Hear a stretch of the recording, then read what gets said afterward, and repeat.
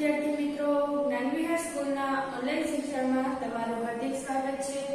આજે આપણે ધોરણ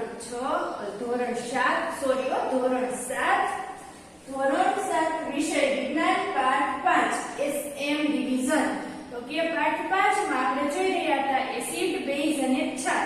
તો આજે આપણે પેજ નંબર 67 ઉપર SM ના પેજ નંબર 67 ઉપર પાઠ 5 એસિડ, બેઝ અને ક્ષાર એનું આપણે SM નું રિવિઝન કરશું।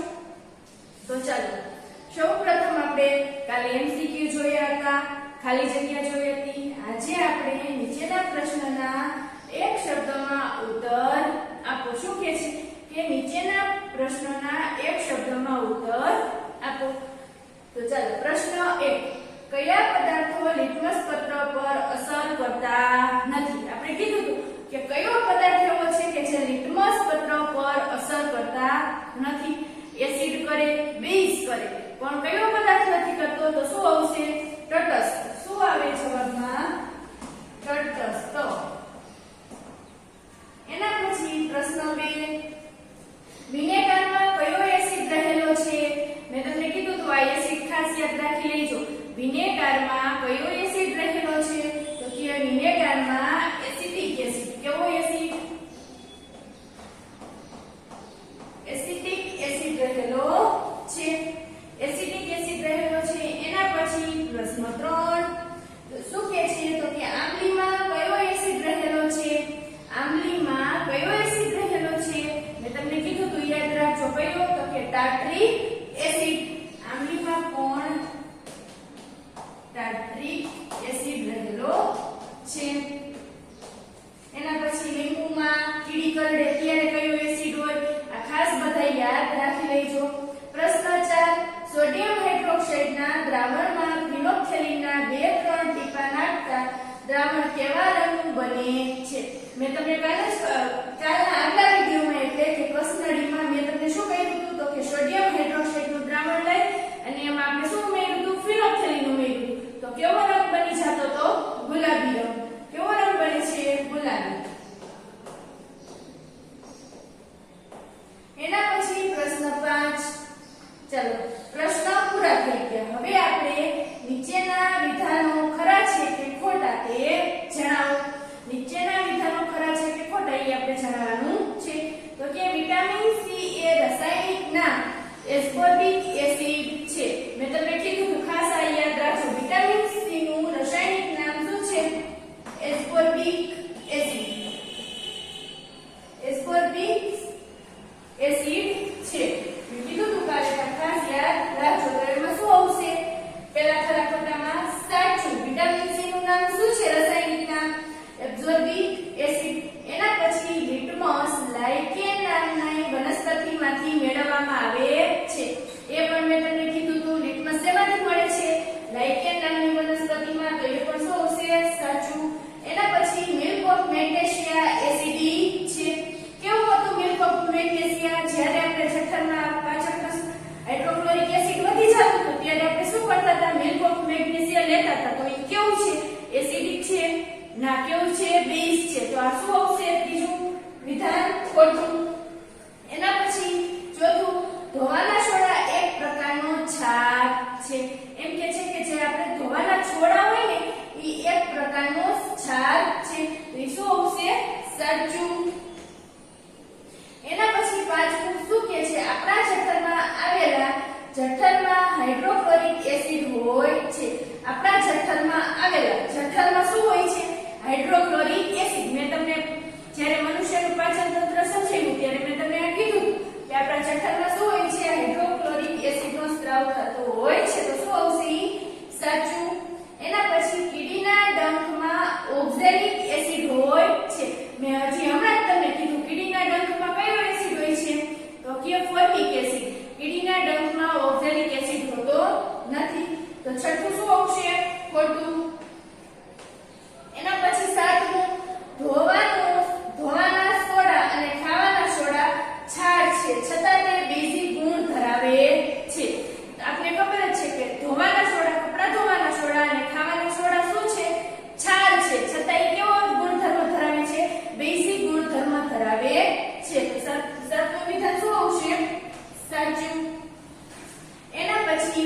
વ્યાખ્યા આપો.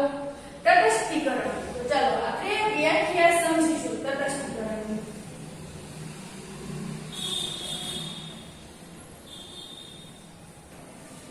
શું કહે છે તો કે એસિડ અને બેઝ વચ્ચે રાસાયણિક પ્રક્રિયા થવાથી ક્ષાર અને પાણી બને છે. એસિડ અને બેઝ વચ્ચે આ ખાસ વ્યાખ્યા યાદ રાખી લેજો. એસિડ અને બેઝ વચ્ચે કેવી રાસાયણિક પ્રક્રિયા થવાથી શું બને છે?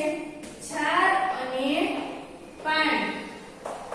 ક્ષાર અને પાણી બને. ક્ષાર અને પાણી બને છે. આ રાસાયણિક પ્રક્રિયાને તટસ્થીકરણ કહે છે. એમના મેં તમને યાદ આવી જાય. એસિડ અને બેઝ સાથે એસિડ અને બેઝ વચ્ચે રાસાયણિક પ્રક્રિયા થવાથી ક્ષાર અને પાણી બને છે. તો આ પ્રક્રિયાને શું કહેવાય? આ પ્રક્રિયાને રાસાયણિક પ્રક્રિયા કહેવાય. આ પ્રક્રિયાને રાસાયણિક તટસ્થીકરણ પ્રક્રિયા કહેવાય. એના પછી બીજી વ્યાખ્યા છે સૂચકો. તો કે આપેલા પદાર્થ એસિડિક છે કે બેઝિક તેનું પરીક્ષણ કરવા વપરાતા પદાર્થને સૂચક કહે છે. આપણે જે પદાર્થ આપ્યું હોય તો કે આપેલ પદાર્થ કેવો એસિડિક અથવા તો બેઝિક છે. એસિડિક અથવા તો બેઝિક છે તેનું પરીક્ષણ કરવા માટે શું કરવા માટે? પરીક્ષણ કરવા માટે વપરાતા પદાર્થને આપણે શું કહીએ છીએ? સૂચક.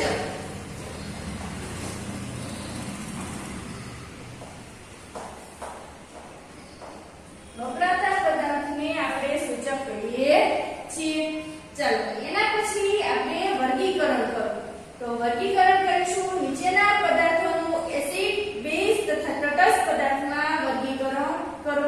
તો ચાલો હું અહીંયા સમજાવતી જાઉં છું, લખતી નથી, કારણ કે વર્ગીકરણમાં આપણને થોડું વધારે આપી દીધું છે. તો એસિડિક પદાર્થ કયા કયા હોય કયો છે? ચાલો જો લીંબુનો રસ છે. તો પહેલા આપણે સૌથી પહેલા શું લખશું? તો કે નારંગીનો રસ અને લીંબુનો રસ. નારંગીનો રસ અને લીંબુનો રસ. એના પછી શું આવશે? નારંગીનો રસ અને લીંબુના રસ પછી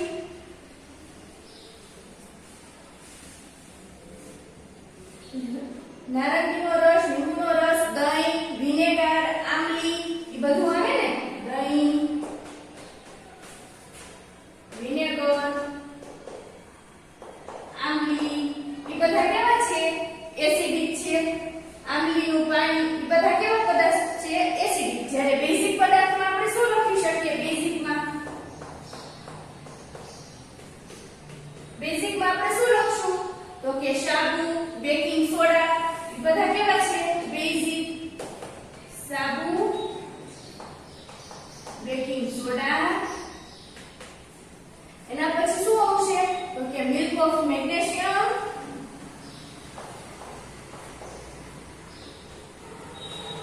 મિલ્ક ઓફ મેગ્નેશિયમ આ બધા કેવા છે?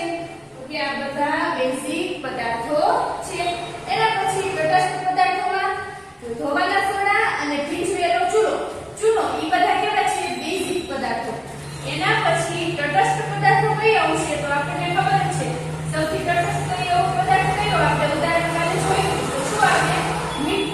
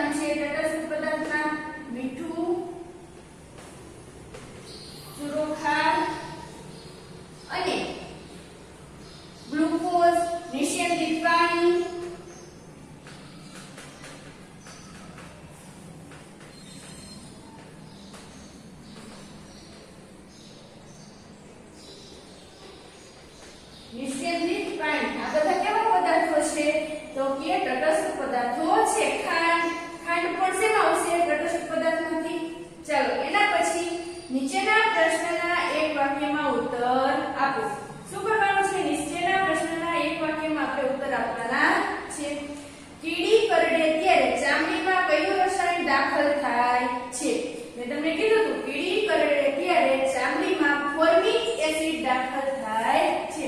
આપણી ચામડીમાં કયું એસિડ દાખલ થાય છે? ફોર્મિક એસિડ આપણી ચામડીમાં દાખલ થાય છે. એના પછી કુદરતી રીતે મળતા સૂચકોના 3 નામ આપો.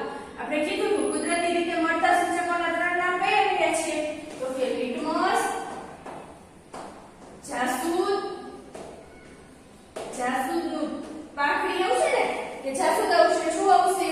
તો કે જાસૂદના પુષ્પ અને હળદર. ચાલો એના પછી પ્રશ્ન નંબર 3 લિટમસ શામાંથી મળે છે? લિટમસ શેમાંથી મળે છે? તો કે લિટમસ લાઇકેન નામની વનસ્પતિના નિષ્કર્ષણથી મળે છે. કેવી વનસ્પતિ? વનસ્પતિનું નામ શું છે? લાઇકેન. લિટમસ લાઇકેન નામની વનસ્પતિના નિષ્કર્ષણથી મળે છે. એના પછી પ્રશ્ન 4 ધોવાના સોડાની લિટમસ પત્ર પરની અસર જણાવો. ધોવાના સોડા લાલ લિટમસ પત્રને કેવો બનાવે છે? ભૂરું. ધોવાના સોડાઓ કેવા છે? બેઝિક એટલે લાલ ને ભૂરા બનાવે છે. આપણે કીધું તો બેઝિક એટલે શું લખી શકીએ આપણે? લાલ માંથી ભૂરા. એટલા માટે શું આપણે લખી શકીએ કે ધોવાના સોડા લાલ લિટમસ પત્રને ભૂરા બનાવે છે.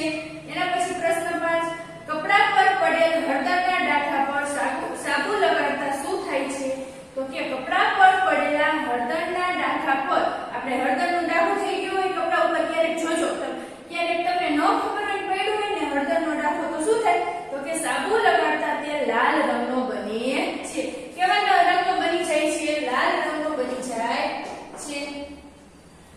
એના પછી પ્રશ્ન 6 ભીંજવેલા ચૂનાનું રાસાયણિક નામ જણાવો. મેં કીધું હતું તમને કે ભીંજવેલા ચૂનાનું રાસાયણિક નામ કેલ્શિયમ હાઇડ્રોક્સાઇડ છે. શું છે?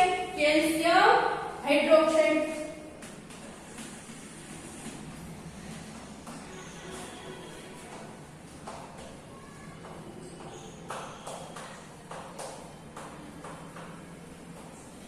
ભીંજવેલા ચૂનાનું રાસાયણિક નામ કેલ્શિયમ હાઇડ્રોક્સાઇડ છે. એના પછી પ્રશ્ન 9 એસિડ અને બેઝ વચ્ચે તટસ્થીકરણની પ્રક્રિયા થવાથી કયા પદાર્થ ઉત્પન્ન થાય છે? તો કે એસિડ અને બેઝ વચ્ચે તટસ્થીકરણની પ્રક્રિયા થવાથી ક્ષાર અને પાણી. એસિડ અને બેઝ વચ્ચે તટસ્થીકરણની જ્યારે પ્રક્રિયા થતી હતી ત્યારે શું ઉત્પન્ન થતું હતું? ક્ષાર અને પાણી ઉત્પન્ન થાય છે. એના પછી પ્રશ્ન 10 કારખાનાઓમાં એસિડિક કચરાને જળાશયમાં વહન કરવામાં આવે તો શું થાય? તમને ખબર જ હશે કે કારખાનાઓમાં એસિડિક કચરાને જળાશયમાં વહેવડાવી દેવાથી જળાશયમાં રહેતી માછલીઓ અને અન્ય સજીવો નાશ પામે છે. મેં તમને આગળના વિડીયોમાં કીધું કે જ્યારે કારખાનામાં એસિડિક કચરો જાય ત્યારે શું થાય છે? તો કે કારખાનાઓના એસિડિક કચરાને આપણે જળાશયમાં વહેવડાવી દઈએ ત્યારે એમાંથી જે પાણી નીકળ્યું હોય કારખાનાનું ઝેરી એ આપણે છોડીએ નદીમાં છે તળાવમાં છે તો એમાં માછલીઓ અને અન્ય સજીવો શું થઈ જાય છે? નાશ પામે છે. એટલા માટે આપણે એવું કરવું જોઈએ નહીં. તો આજે આપણે આટલું રાખીશું. આગલા વિડીયોમાં તફાવત નેક્સ્ટ વિડીયોમાં આપણે શું લઈશું? તફાવતથી આપણે